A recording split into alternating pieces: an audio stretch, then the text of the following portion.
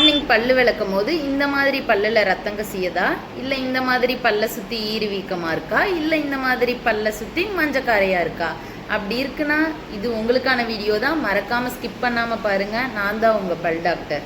ஸ்கேலிங்குங்கிற எளிமையான சிகிச்சை மூலயமா உங்களுக்கு சரி பண்ணிக்கலாம். ஸ்கேலிங்னா என்னன்னு பார்த்தீங்கன்னா, உங்கள் பல் மருத்துவர்கிட்ட போகும்போது ஒரு ஸ்பெஷலான இன்ஸ்ட்ருமெண்ட்டை வச்சு பல் மற்றும் பல்லை சுற்றி உள்ள கரைகளையும் சுத்தம் செய்கிறது தான் ஸ்கேலிங்னு ஸ்கேலிங்குங்கிறது ஒரு சிம்பிளான ப்ரொசீஜர் தான். உங்களுக்கு பெயின்லெஸ்ஸாக தான் இருக்கும் உங்களுக்கு. ஸோ நீங்கள் பெயின் இருக்குன்னு சொல்லி பயந்துக்கிட்டு போகாத விட்டுட்டிங்கன்னா என்னென்ன ப்ராப்ளம் ஏற்படும், இந்த மாதிரி ப்ராப்ளம் ரத்த கசிவு இதெல்லாம் இருக்கவங்க போகாத விட்டுட்டிங்கன்னா என்ன ஆகுன்னு பார்த்தீங்கன்னா, ஃபஸ்ட்டு ஈரை வளரவே விடாது உங்களுக்கு. அந்த அழுக்கு கொஞ்சம் கொஞ்சமாக அந்த ஈரை எல்லாம் சாப்பிட ஆரம்பிச்சிடும். அப்புறம் நம்ம பல்ல இறுக்கமாக பிடிச்சிட்டு இருக்க எலும்பையும் சாப்பிட ஆரம்பிச்சிடும் அந்த அழுக்கு.